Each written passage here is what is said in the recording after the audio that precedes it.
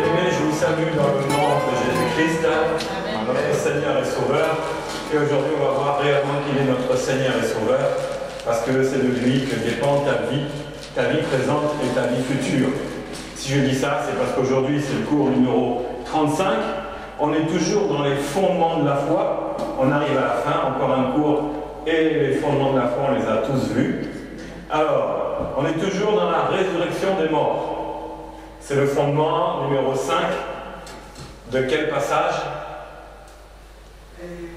Quel est le texte de base? 1-3.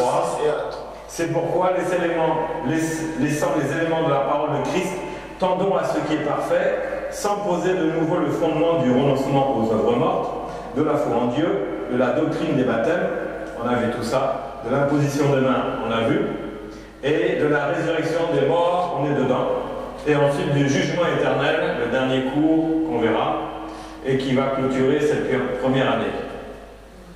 C'est ce que nous ferons si Dieu le permet. Nous serons ressuscités si Dieu le permet. Et s'il le permet, c'est parce que, qu'est-ce que tu as fait? Tu as travaillé à ton salut. Oui, voilà, exactement. C'est travailler à son salut. C'est d'abord recevoir Jésus et ensuite travailler à son salut. Voilà. Donc, on avait vu qu'il y avait 3 formes de résurrection. Quelle était la première forme de résurrection? C'était qui? La résurrection du passé, la première? C'était celle de Jésus-Christ. Lui qui a ouvert la porte. Donc, la deuxième, c'est celle qui est présente. C'est la résurrection. Laquelle? Cette résurrection, elle est quoi? La résurrection spirituelle. Spirituelle. Voilà. C'est la résurrection spirituelle, c'est la résurrection actuelle. Hein, celui qui croit et qui sera baptisé, il sera sauvé. Et après, il faut accepter la parole. Donc, cette résurrection, déjà, elle est pour maintenant. Parce qu'on passe de la mort à la vie, et on va revenir un peu aussi là. Ça, en fin de compte, cette résurrection spirituelle actuelle, c'est ni plus ni moins que le plan du salut. On a vu le plan du salut. On est resté longtemps dedans. Donc je ne vais pas rester longtemps dedans, parce que tout a été abordé dans les cours, dans les premiers cours. Le plan du salut, on l'a vu en long, en large et en travers, dans tous les sens du terme. Donc c'est de cette résurrection qu'on parle. Cette résurrection est spirituelle. Donc qu'est-ce qui est ressuscité dans ta vie? C'est quoi? Comment? Tout ce qui était mort. Oui, mais c'est quelle partie du corps de l'être? C'est quelle partie de l'être qui est ressuscitée? Voilà, c'est l'esprit. C'est l'esprit spirituel, l'esprit. Donc, parce que qui tu es? Esprit.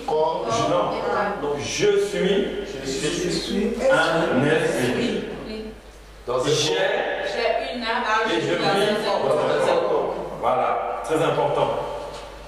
Je suis un esprit qui a une âme et qui vit dans un corps. Donc, l'âme et le corps, mais sont nés. Est-ce que si c'est pas de ça dont on va parler aujourd'hui? C'est l'esprit qui était mort au péché, mort au démarrage, à cause du péché héréditaire. Hein, ils sont tous privés de la gloire de Dieu grâce à Adam et Ève. Hein, et puis nous, on supporte tout ça, mais Jésus est venu pour que notre vie spirituelle puisse ressusciter. C'est-à-dire passer de la mort spirituelle à la vie spirituelle, passer du Père Satan à Dieu le Père. On change de Père.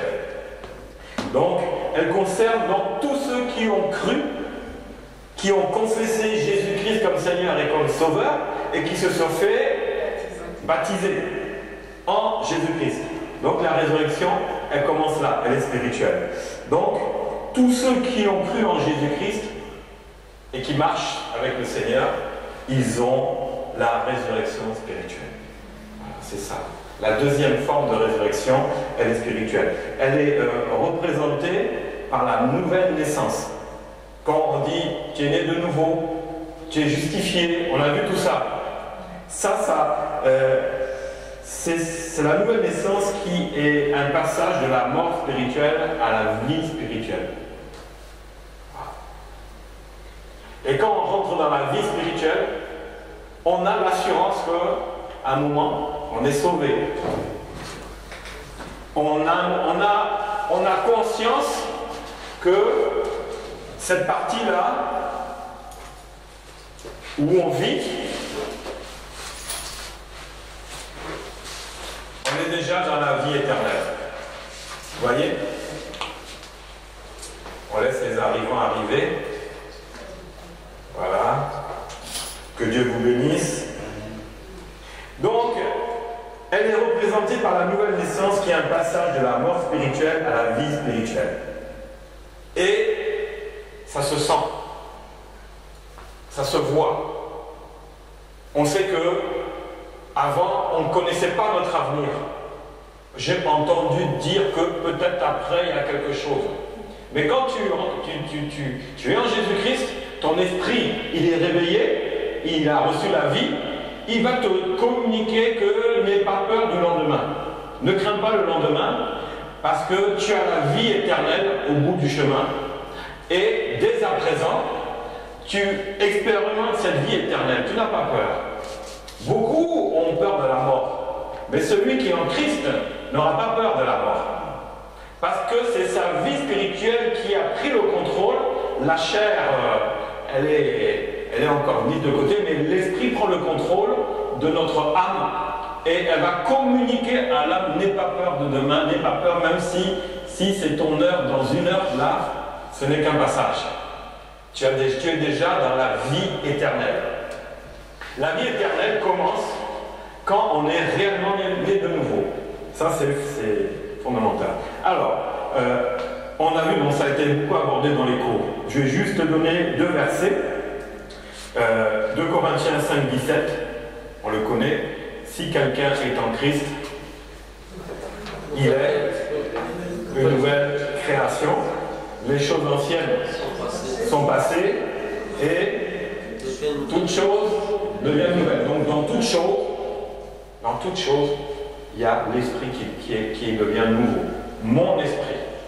Et Dieu communique par mon esprit. C'est-à-dire que là, il y a la communion, la connexion s'est rétablie à nouveau. Et Dieu se manifeste et je sens que je suis déjà, même sur cette terre, éternellement déjà avec lui. Il ne reste plus qu'à passer le message à l'âme et au corps. Mais mon esprit, lui, il est OK. C'est déjà fait. Maintenant, il faut que l'âme comprenne ça et que le corps aussi comprenne ça. Ensuite, Jean 3, versets 3 à 7. Jésus répondit, en vérité, je te le dis.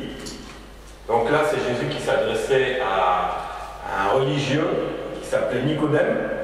Si un homme naît de nouveau, il ne peut voir le royaume de Dieu. Donc là, on parle de la nouvelle naissance.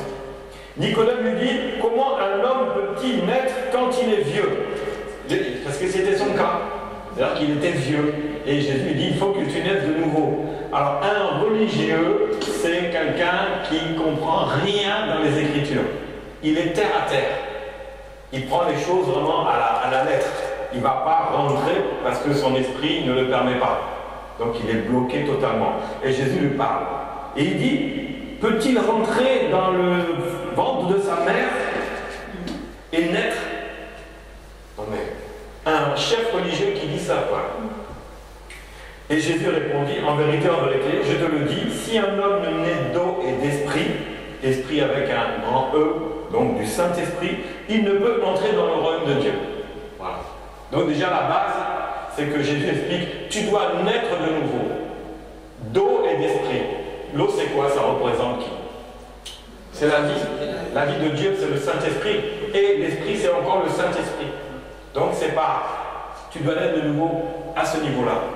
Et tu auras droit au royaume de Dieu. Ce qui est né de la chair est chair, et ce qui est né de l'Esprit Saint est esprit humain. Donc la chair, ça va pourrir. Sauf la partie âme. Parce que la chair, c'est quoi? C'est l'association de... Oui, frère Julien. chair, c'est la puissance de la foi. Comment? La chair, c'est la chair qui va pourrir. Non, la chair, c'est l'association de deux choses. C'est l'âme et le corps. C'est ça la chair. Là, ce que tu parles qui va pourrir, c'est le corps. Mais la chair, c'est pas ça, la chair. Non, non. La chair, c'est l'âme et le corps. Qu'on appelle la chair. Pour ça, il me dit que l'esprit, notre esprit est bien disposé, mais la chair est faible. C'est pas le corps, c'est notre âme et notre corps qui représentent la chair. Et donc, c'est pas la chair qui va pourrir, c'est le corps qui va pourrir, parce que l'âme, lui, va partir avec l'esprit. Avec mon esprit, ils vont partir. C'est pour ça que l'esprit va tout de suite convaincre l'âme de marcher, de changer de mode de vie pour marcher dans la sanctification. C'est-à-dire travailler à son salut pour que l'âme accompagne l'esprit direct. Le corps, lui, il va subir un traitement. Parce qu'il vient de poussière, il va repartir poussière. Mais pas l'âme. L'âme, c'est le souffle de Dieu. Donc on ne peut pas mettre un souffle dans la terre. Tu es d'accord? Voilà, donc c'est bien le corps dont on parle. Donc ne t'étonne pas que je t'ai dit, il faut que vous naissiez de nouveau. Voilà, donc Jésus a dit aussi, dans Matthieu 8, 22, à un disciple, pas un disciple, mais quelqu'un qui croyait en Jésus, qui voulait le suivre. Et il a dit, je veux te suivre, mais laisse-moi aller enterrer mon père qui est mort. Et Jésus a répondu quoi? Suis-moi. Et laisse les morts ensevelir leurs morts. Laissez les morts enterrer un mort. C'est-à-dire, est-ce que c'est un zombie, un mort vivant qui va enterrer un mort? C'est quoi? Laissez les morts enterrer les morts, c'est quoi? Ceux qui sont morts spirituellement, ceux qui ne sont pas de nouveau, ceux qui n'ont pas reçu Jésus. Et lui, Jésus disait, mais non, laisse ça. Vous voyez? Donc ça, c'est la deuxième forme de résurrection. Elle est spirituelle. Déjà, je suis sûr que tu es déjà dans cette résurrection-là. Si tu ne l'es pas, viens me voir. On va confesser, si tu crois, on va faire. Parce que ça dépend aussi du baptême. Amen. Le baptême d'eau. Le baptême d'eau chrétien, très important. Voilà. Gloire à Dieu. Donc là, cette partie-là, c'est fini. Amen.